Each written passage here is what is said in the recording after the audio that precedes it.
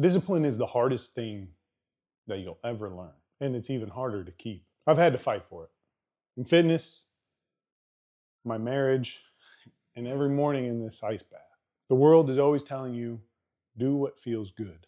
But here's the thing, feelings don't build legacy, discipline does. And one day, when life gets heavy, I hope that you remember what I'm telling you right now. Come on. Oh, Abraham Lincoln once said, discipline is choosing between what you want now and what you want most.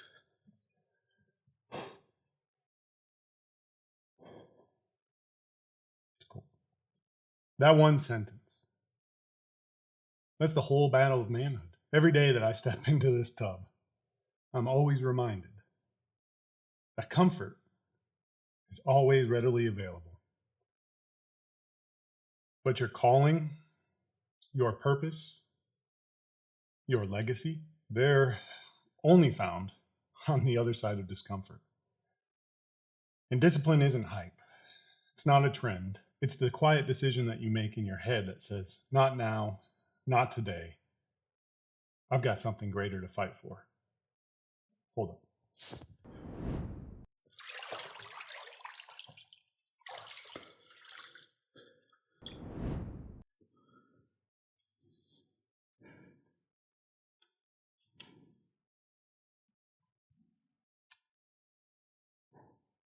You know, it's wild to think about. I've been guilty of it too, but we all praise talent. We look at people who run fast, jump high, stay super organized, and ace tests like it is nothing to them. And we conflate that in our minds. We say, oh, that's a genetic freak over there. Or, I'll never be as smart as that person because I try so hard and it doesn't make a difference. But we often forget that talent fades. And then there's motivation. We assume that the people who are super successful are just wired differently. We think that they've found the secret sauce to increase their motivation to the next level. But motivation, much like talent, it disappears. And that's where the real trait comes in. Discipline. Discipline always overcomes talent. And discipline definitely outlasts motivation. Discipline is what gets you through the days when your body's wrecked, your spirit's tired, and your mind is telling you to just quit. And I've been there more times than I can count or than I'd like to admit. Times when you feel like your marriage is strained, when you just want to run away instead of staying through the difficult conversations, when you have comfort whispering in your ear, you deserve to take it easy today. Or, you don't have to deal with this. Go do something else. But that's not the man that I want to be. And that's not the father I want to be remembered as. I want to be remembered as a guy who decides to put himself in points of friction, who stands up and pushes to finish that hard conversation the right way. The guy who rolls out of bed early, does the ice bath or whatever it is, the goal that you set, still makes breakfast for everyone, and still shows up for the hard stuff too. And I read this the other day where Paul said in 1 Corinthians chapter 9, verse 27, I discipline my body and keep it under control, lest after preaching to others, I myself should be disqualified. When I read that and prayed on it and meditated on it, it hit a little different, especially from the perspective of a dad. Because that verse puts the spotlight back on you. Are you teaching your boys to be strong men? All while not being strong enough to lead yourself to do the right thing? So to my boys, listen to me. This trait, discipline,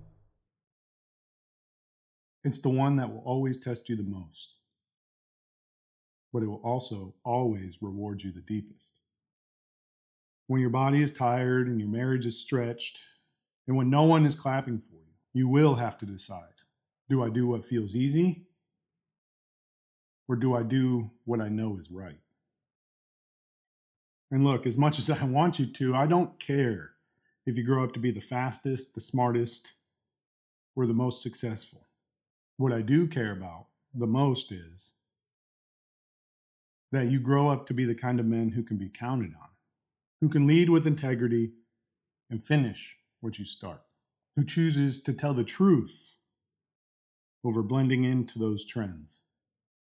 And that kind of man, he's not made in the spotlight. He's forged in the dark when no one else is watching. And that's why I do this. That's why I choose the hard things while you're still sleeping. And that's why I've decided to write this book for you, to share with you the things that I've had to learn the hard way.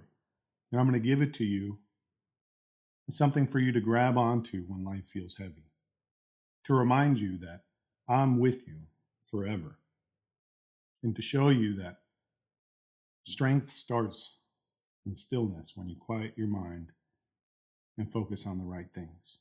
I pray every day you learn to lead yourselves well, so that one day you can lead others with love, wisdom, and grit. So that's my challenge to everyone today. Don't chase comfort, chase character.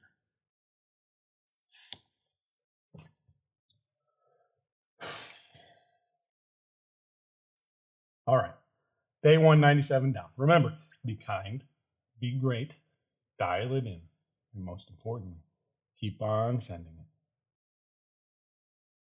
Fun fact, did you know that Benjamin Franklin tracked 13 personal virtues in a notebook every single day, including traits like order, temperance, and resolution?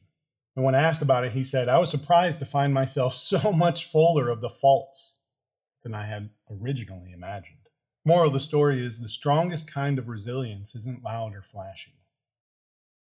It's built on the courage, humility, and integrity to look at yourself and call yourself out, and the gratitude and loyalty to force yourself to do better. All right, I got stuff I gotta go do, but thank you for watching.